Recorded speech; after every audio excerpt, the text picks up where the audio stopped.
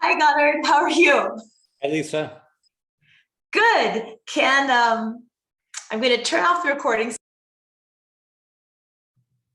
I'm Lisa Calhoun, managing partner at Valor Ventures, and I'm really excited to have a conversation today with a founder of fairly significant national repute, Godard Abel of G2. Godard, I'm so glad to see you. Thanks for making time for this conversation. And wonderful to be with you, Lisa, and see you again. Well, and thank you for hosting that great holiday party here in Atlanta where we met. That was one of the most amazing parties. And right after the heart of COVID, everyone was so ready to connect. So thank you for setting that table. I would like to make sure everyone gets a chance to know you and your story as a serial founder in your own words. Could you tell us a little bit more about how you got started in software? Yes, I got started in software way back in 1998. And so I've been at it for a long time. And but I got involved, I was out in the Silicon Valley at the time, going to business school at Stanford. And I started helping a startup then. And my joke is always, too bad it wasn't Larry and Sergey, because they were starting Google at Stanford at that same time. And so that was a very exciting time. It was the first internet boom.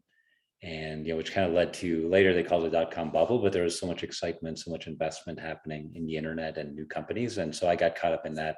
And I started helping these two Stanford computer science students, Felipe and Mike, and they were building something more mundane. It was time and expense software for professional service firms. And I'd worked as a consultant, so I thought I knew something about it. And I wanted to learn how to build a startup, so I started helping them. And but I've been building enterprise software startups ever since. And that startup was called Alianza. It was acquired by a bigger startup, Niku, that went public in March 2000. I thought it'd be a perfect time to start my own company. And so I started my first company, Big Machines, really to help my father sell his pumps online. Okay, full pause right there. Selling pumps online. Did you grow up in a family business? Yes, I did. And my father, he was running a company, it was called Abel Pumps, that had actually been started by my grandfather in Germany right after World War II. And I still admire my grandfather. He was a true bootstrapper, because he had zero capital. And frankly, after the war, my father was born on a farm, kind of in the countryside. And that's where they lived for a few years, because really the country was in rubble. And my father tells me a story, I think until he was 9, he only ate potatoes. And I think his favorite thing was potato pancakes. And I think he's still proud he could eat like 12 potato pancakes. So I grew up hearing a lot of stories about that. But my grandfather during that time had a great idea to develop a better pump design to pump slurries out of the coal mines in the Ruhr Valley. They were being restarted after the war. And so he started off. And so I grew up around that. My father took over the business, many years later, and actually moved us to America ultimately to start a US subsidiary. So my whole life was kind of growing up with, around business and entrepreneurship. I think that makes such a difference. A lot of my favorite founders grew up in entrepreneurial environments and sort of saw business developing firsthand. But you were at Stanford. Were you studying business? I was. Okay. And, because born in Germany, lived there 9 years, grew up in Pittsburgh. Then I went to MIT to study mechanical engineering. And I think part of that was I wanted to, my father, I think, wanted me to go into business. And I always thought I didn't want to be nepotism. So I'm like, okay, I'm going to go study mechanical engineering. Then I worked as a consultant at McKinsey to help consult to large manufacturers. And then kind of the final step was going to be, I'm going to go to Stanford and learn the rest about business so that I would be really good at the job. But then I got diverted by the internet. Well, and thank goodness you did. So what happened with your first company, the timekeeping for professional services? Well, that company was acquired by a bigger startup called Niku. And actually their founder, Farzad Dabachi, I learned a lot from. He was the CEO founder of Niku. He'd worked for Larry Ellison at Oracle, building their new media division, one of their first internet divisions way back in the 90s. And so he was a very flamboyant, experienced leader in the Silicon Valley. And I remember at the time he raised like $200 million to the company public all in 2 years. And so wow, that's a big deal even today. In 2 years, I think we're averaging like 8.5 to 9. That's really an impressive ride that you got to see firsthand. Yeah. Although I think what was missing back then in that first internet wave, I figured the business probably didn't have enough substance to be a public company.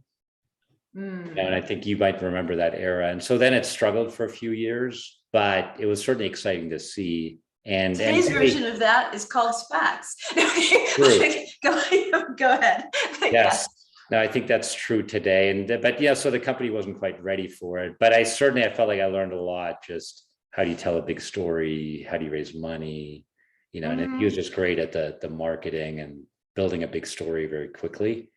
And so I decided, he made it look easy. So I'm like, okay, I got to go try to do this myself. Awesome. And so what happened next? Well, so Big Machines, and unlike Farzad, I did not take it public in 2 years. Like, frankly, and partly what happened was the dot-com bubble then burst, and all that investor enthusiasm evaporated very quickly, because by the end of 2000, all these startups started blowing up. The NASDAQ crashed like 70%. And all these VCs have been piling money in internet startups all of a sudden said, whoa, my portfolio is failing. I'm not going to invest in anything new. And I remember then we did manage to raise more money, raise $20 million that first year. But then I started missing my projections very badly. And I remember so if you don't mind, I feel like really our audience is for the most part founders. And, right. This is not CBS, this is YouTube and Atlanta Startup Podcast. And so I'd love to dive into why you were missing projections and what that taught you. I mean, we've all missed projections. I've missed projections.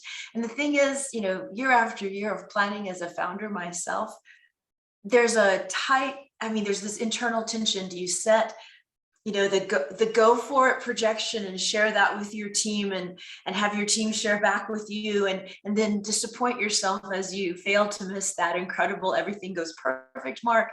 So even the art of setting a goal, I think, is something that even at the stage of myself as a founder, 4th generation entrepreneur, I've had plenty of even family stories about how not to miss, but it's an art, right? So do you have any lessons learned you could share with other founders out there? And that first startup, Big Machines, I was 28 years old. And in hindsight, I was kind of naive and clueless, like full of adrenaline and energy, but it was my first startup. So I didn't really know how to plan. I just set very ambitious goals. Yeah.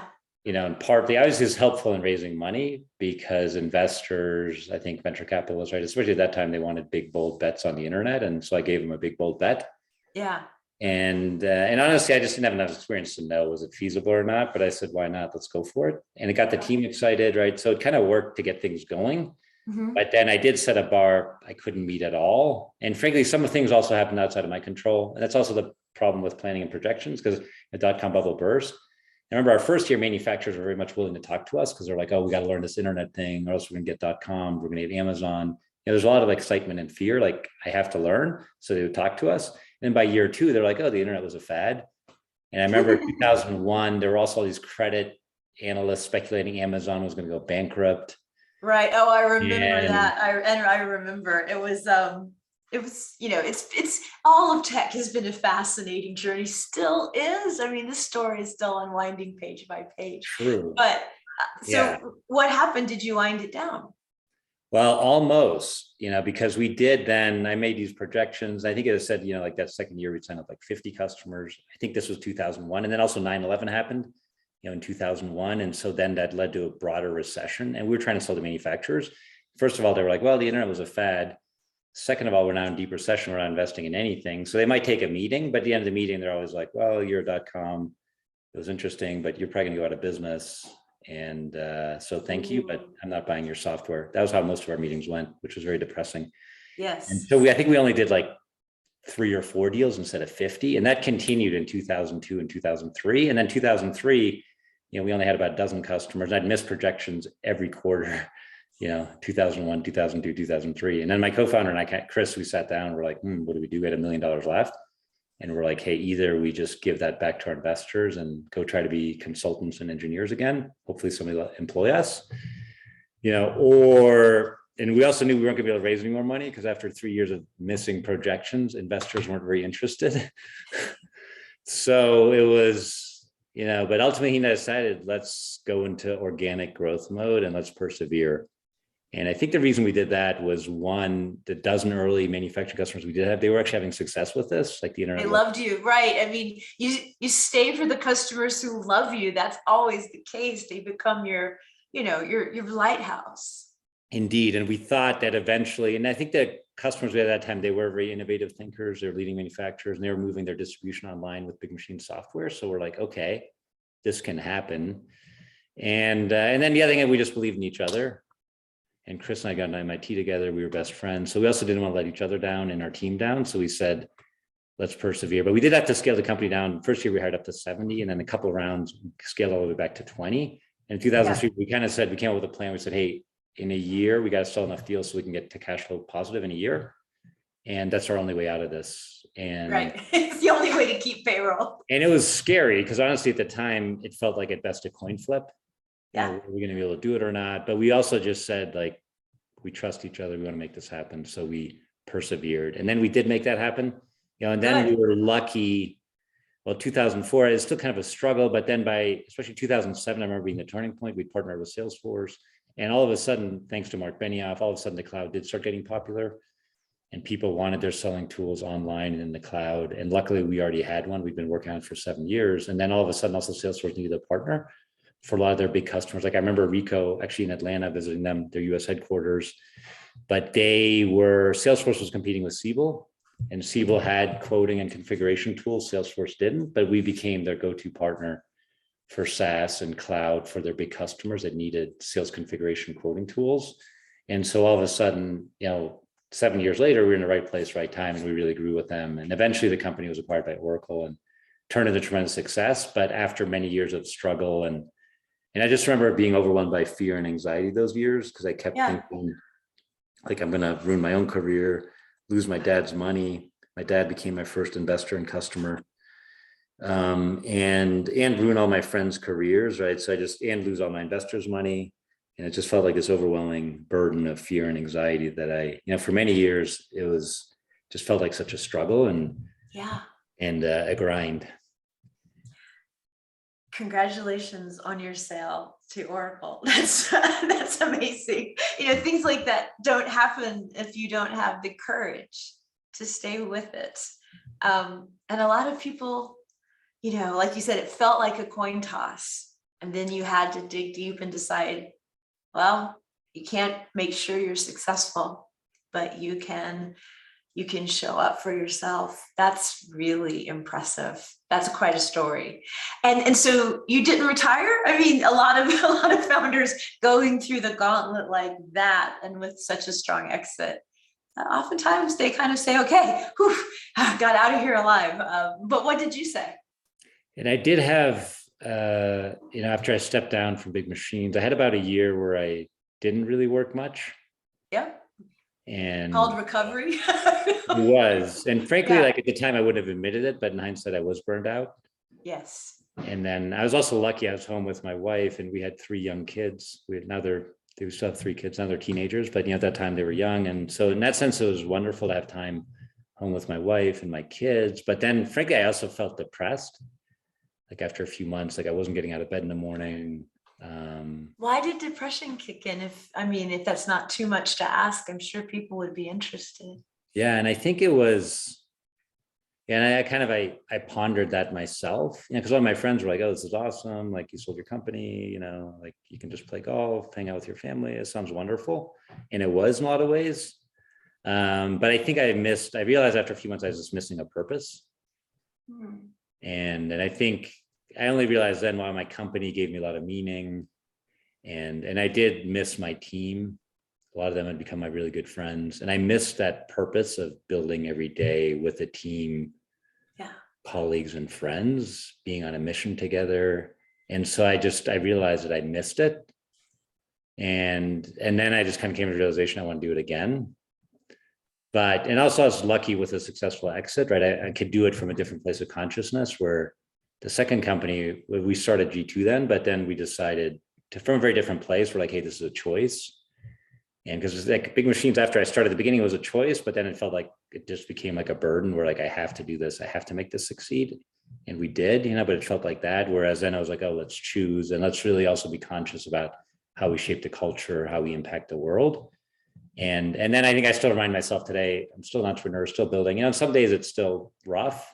Yes. Like you'll miss a flight or, get stuck somewhere for 4 hours and you're like, oh, I wish I was just home with my kids. Our key team member is poached by there's always someone with more money. There's a lot of reasons that things get tough. Yeah. But then I always remind myself, no, this is a choice, right? Like, and a conscious choice. I love building companies. This is what I want to do. And yes, there will be hard times, and it's always easier to have that perspective. I think also getting older helps, but I think, keeping that perspective is what makes it, I think it just make it feel, and I no longer have that constant burden of fear and anxiety. I still have fear, but it's much more fleeting, and I can get back to joy and connection and love. And so I think that's been wonderful, building again from just, different place of consciousness. How did you come up with the idea for G2? It was really from our learnings at big machines. Okay. And, we were building an enterprise software vendor. And one of the key things, especially in the early 2000s, was getting into Gartner. Gartner Magic Quadrants, and they're still very influential, but back then even more influential. But as an enterprise software vendor, like, oh, we have to get in a Gartner report and we want to become a leader in one of their quadrants. But I remember it took us 9 years just to get in a Gartner report. It took us 12 years to become the leader. And frankly, as an entrepreneur, that was super frustrating. We wanted something faster. And the other thing as an entrepreneur, honestly, I didn't really like talking to our analyst. I've been in quite a few of those meetings over the years with different software companies. I totally know what you mean. It's those can be a struggle. Yes. Whereas, and I did love talking to my customers. Sure, of course. And that's where I also thought I got the best advice was from my customers. Because of course, products, they could tell us how to make them better, and they always did. But then talking to this third party that was supposed to be the expert, but that couldn't even use your product, like I found. And had never been a customer. Yes. Right, and never would be. Yeah, I know. Yeah, that's the core frustration. Yeah, I kind of thought of like a restaurant critic that can't eat the food. Right. And then that was the other inspiration. We saw, like at that time, Yelp was really hot and emerging. And Yelp had done this for bars, restaurants, where we could use online reviews to discover great bars, great restaurants in any city. And so we just thought, wow, that makes a lot more sense. Let's ask the diners, AKA the users of the software. Let's ask them if they love the food and what they like about it, what they don't like, how it could be even better. And so that was really the inspiration for G2. And we wanted to make business software buying more consumer-like. Because obviously. Okay, so let's recap the story. Yeah. Because Gartner took 3 years to take you from the bottom of the quadrant to the top, you decided to make them irrelevant. Yeah.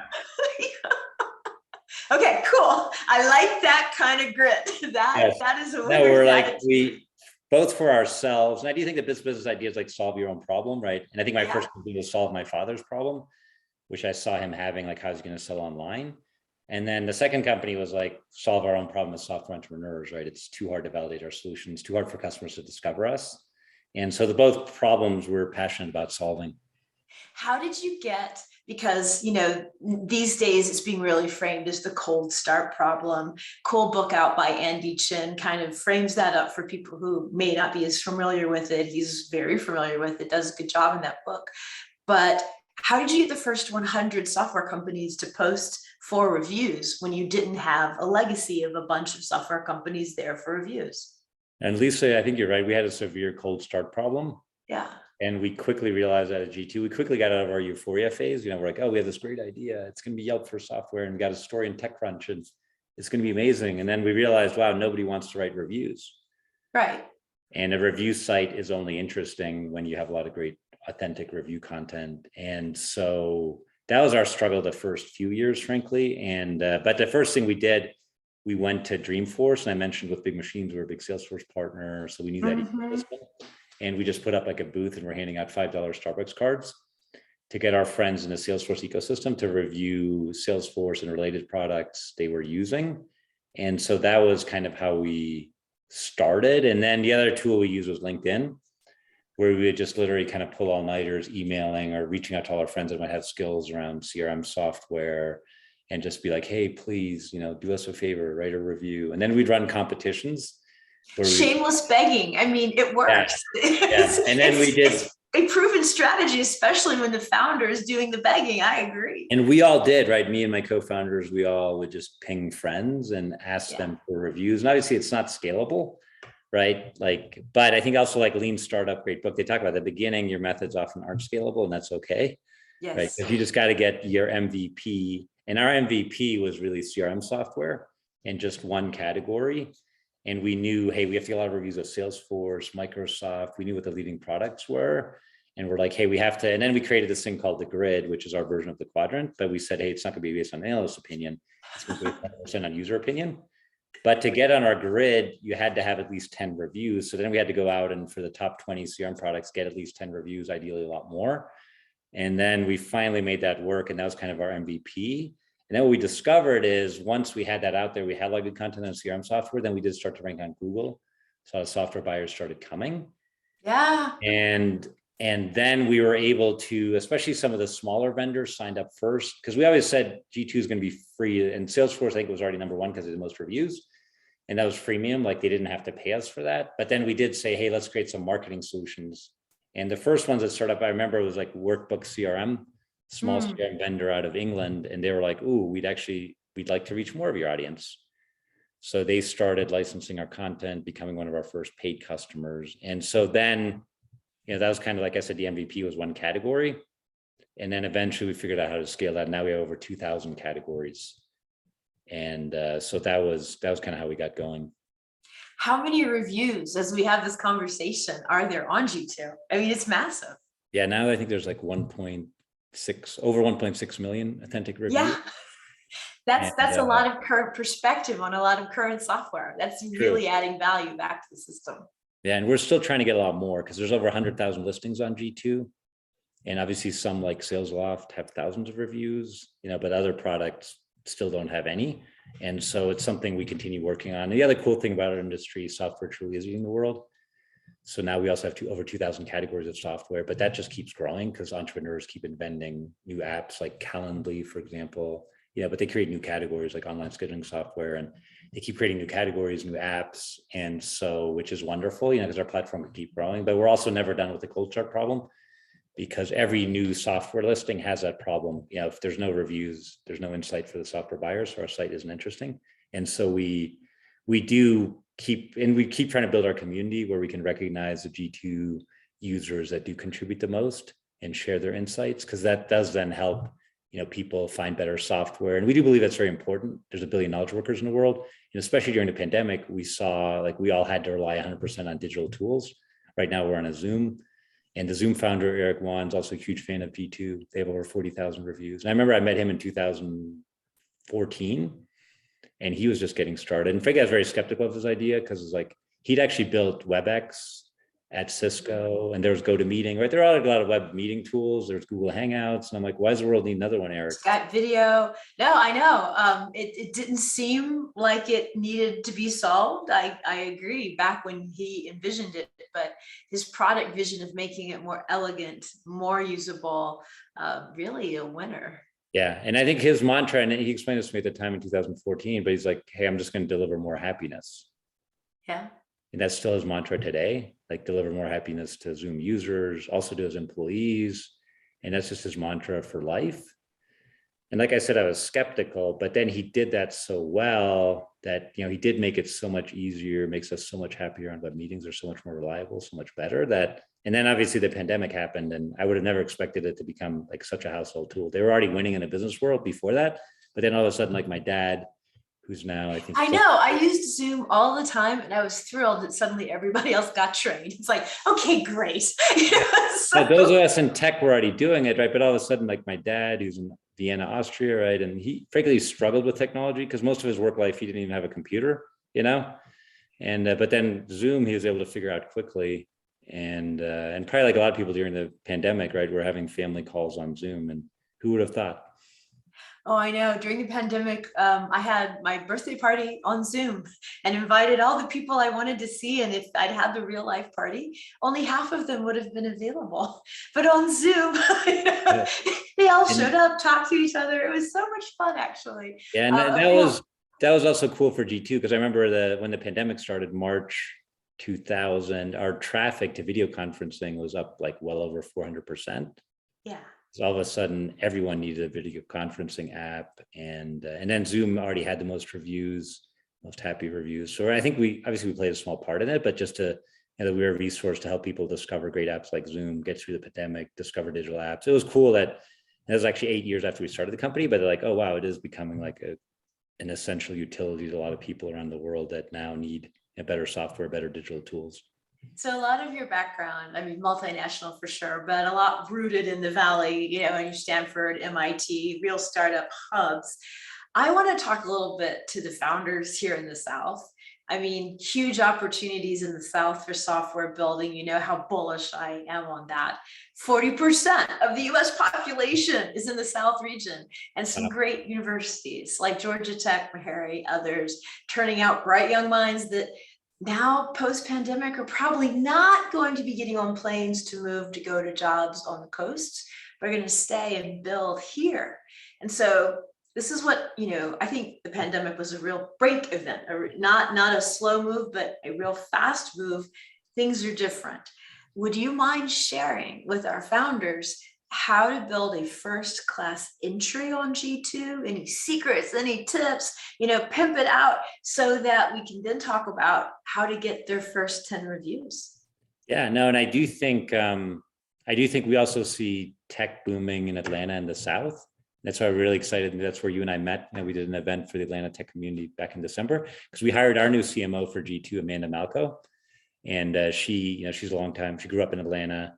She lives in Atlanta, and she was actually working for MailChimp before she joined us. Obviously, another great Atlanta startup. Yeah, and an outstanding marketing organization its entire life. Yeah, for sure. And so we're really lucky to have Amanda join us. But she also, one of the things, like I agreed, she's like, hey, I'm not leaving Atlanta. I'm like, awesome, let's build a talent hub there. And she's already recruited over 10 people to join her in Atlanta. And we love about Atlanta. And actually, we're in a WeWork right now in Atlanta, but it's actually in a building with Georgia Tech. Yeah. That you mentioned. So there's so much local talent. And we also believe we're also working on improving our diversity, our inclusion. And also I think Atlanta is unique. There's so much diverse talent. I think also a lot of people of color, Black people with tremendous talent. And I think you find more of that in Atlanta than a lot of cities. Yeah. So we're kind of doubly excited for the talent and the diverse talent. And then there are also many great Atlanta founders now. Like you and I had Kyle from Salesloft on our panel. Obviously, David Cummings, who way back when started Pardot, and now he's helped launch so many companies, including Calendly. And I've met Tope, another amazing Atlanta founder. He is a force. Yes. And I think your original question was, hey, how can we help the next entrepreneurs in Atlanta? And I think Tope is actually a good story where obviously, and he's a bit like Eric Wan, right? Because like also probably similar when he started Calendly, I'm like, well, does the world really need a scheduling app? and there were already. Oh, I think the world knew they needed a scheduling app, but no one but Tope was brave enough to solve the problem, because Yeah, that and to calendar make it schedule problem is considered almost unsolvable true. mathematically. And And he many people figured it had out. tried, right? Right, But I think it reminds me of Eric Wan with Zoom. He just made it so much better. right. I think Tope's done the same thing with Calendly, but now I'm looking at G2 right now. Calendly has 1,257 great reviews. I think like over 4.5 stars, just people validating like, wow, this one actually really works, right? They've Yeah. solved the impossible to solve scheduling problem. I no longer need an assistant. It's actually much better. And I think, and he started also very early on G2. Now he's a leader, but there's this online appointment scheduling software. So we just validated as he had customer success, customer reviews, that, oh, wow, users do really love this one the most. It does really work. And, I think now he's the #1 rated app on G2. So we're a small part of that. But I think that's got to be the focus for any entrepreneur now, like Eric Wan, like Tope at Calendly. You have to build a better app, because there are 100,000 apps out there. And it's hard to really come up with something, I think, totally unique at this point. So you're saying that Atlanta has the #1 and the #4 rated software on this enormous platform with 1.6 million reviews and 2,000 categories? Overall, it's true. Calendly and Salesloft are #4 out of over 100,000 apps. We just did Atlanta. Well, thank you so much for the recognition, Godard. But when you're we had very little to do with it, but it is great entrepreneurs in Atlanta building. And we do see that momentum accelerating because there is so much talent in Atlanta. And I think, Lisa, like yourself also, I know you're a successful entrepreneur yourself, but now also getting the venture capital. So I think you being there to fund companies, same thing, David Cummings, right? I mentioned he built Pardot, then he started funding companies. So I think now there's also the venture momentum building. Oh yeah, I'm super grateful. David's one of our investors. He's one of our first investors and a great advisor. And the venture capital pump is really starting, as you noticed, here in Atlanta. That organic local, we've got advisors, we can connect you to talent, we can connect you to your next round. Atlanta hasn't really had that at any meaningful scale before. Right. It's a very exciting time. I think that, and that was true, it's really only in the Silicon Valley, right, where they had all that infrastructure, all the venture capitalists, and then just all the knowledge of how you start a company. But obviously Atlanta region now, you have probably like 5-6 million people, and so much talent, and obviously great universities. You mentioned Georgia Tech, but Georgia, and but there's hundreds of really good universities in the South. And I also think Atlanta's going to become a hub, like, kind of for, well, we might call it the SEC, right? But the whole Southeast region, where a lot of young people want to come there because it's such a vibrant city. And so I think you have the talent. Even the Bay Area only has 5 million people, right? But I think what Atlanta was missing was the venture capital and the success stories. Oh yeah. This region is actually not only the largest in the country, it's also the fastest growing. 10 of the fastest growing 15 cities in the US are in the South. Yeah. And the thing is, we always had some natural pull, and people have thought of the region as, ooh, it's a warm place to retire, sure.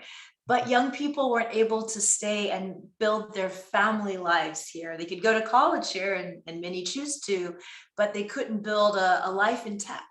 That is a real big, like your response to Amanda, great, no problem. We'll build a hub there. I mean, that is part of that wave of change. And I'm really excited you said that.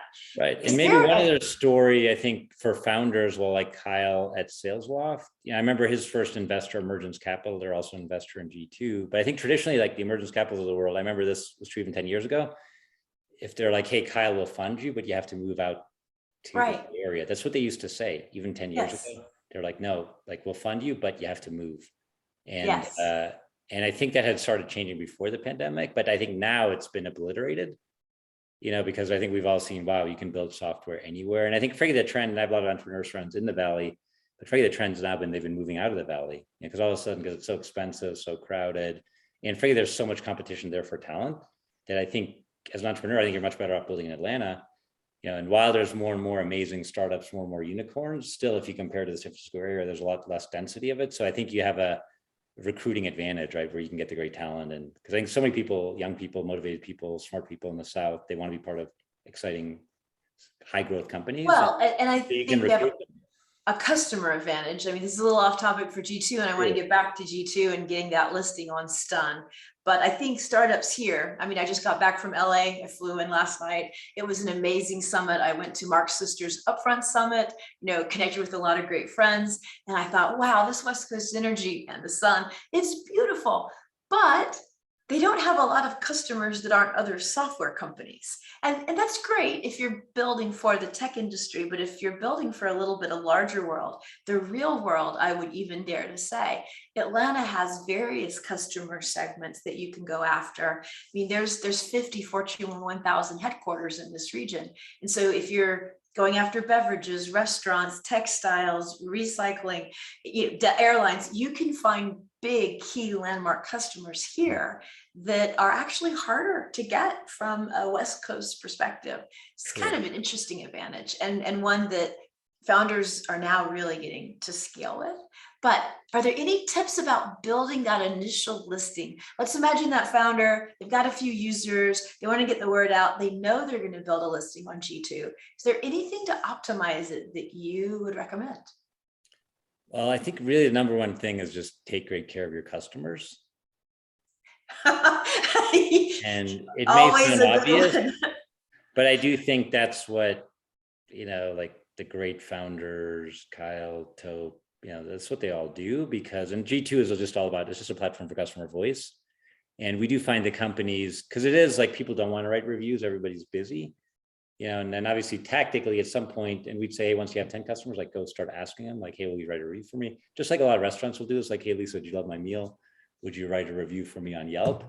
I think you can certainly do the same thing, but I think that the customers, if they truly love you and they've felt the love from you, you've taken great care of them. That's also what helped us survive at Big Machines. Like we only had 12, but we knew them all by name. We were personal friends. Okay, so founder asks first and get that bulk of high profile, doing you a favor, my friend reviews. Yeah. I heard that. You didn't per se say it that way, but that's the start. That's what works best. Yes. And usually in G2, we don't want to be exclusive. Like you can be on our site for free with no reviews, but once you have 10, we also include you in our grids, our version of the quadrant, but you only need 10 customers to vouch for you. Then you're already in the G2 reports, if you will, you're in our grids. And so the first 10, I think if you as a founder and your team really deliver great product, take care of your customers. And then if you personally ask them, you'll very quickly get those first 10 reviews. And I do think that's important getting on the map, because we actually also have a lot of venture capitalists now, including a lot of the world's leading venture capitalists. They actually license G2 data because they've also realized, wow, this is a great way to discover the next Calendly, the next Salesloft, to see who's trending on G2 early, right? Who has the most happy customers, who has the most buyers checking out their wares. So I think, so that's certainly, I think where I would start. Got it. And then after that, occasionally, so I try a lot of software. I use a lot of software, but I try a whole lot more, obviously.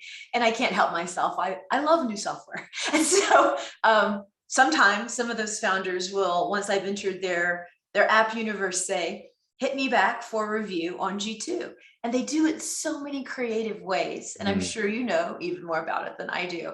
Is there one way that you would say is a best in class? We're talking past the 10 reviews. I mean, I've been solicited with cash, Venmo, high-end sports tickets, cards, charities, Kiva donations. Kiva donations work really well on me. But what have you seen that impressed you recently as a creative technique for building your review base? Well, I think what works best for me, and I think even what the data says, is just like is a personalized ask from, and obviously founders see if they know them as you get bigger, but a lot of vendors are doing, like, I think the best ask comes from, let's say, the customer success manager. It actually works with and like Lisa, if you buy some software, but they sign a CSM that works with you, takes great care of you, then if they ask you as a personal favor, and obviously a very personalized ask, I think you're most likely to respond to that even with no incentive. And we see that something like 27, 28% if you're asking with a true personal relationship, someone that's taking care of you at the vendor, and they ask you at the right time, you're live and happy. And you can scale that now, like if you're using a CRM system like Salesforce, because obviously who your CSM is. Hopefully you're tracking their adoption, their happiness, they just gave you a 9 NPS. But if at that time the CSM reaches out to you personally and you know them, like, hey, Lisa, like, we love working with you. Glad you're having success with our software. Would you please do me a favor and share your experience with the world on G2? Like that gets the best response. And like I said, the good news is you can actually scale it, with CRM and with automation.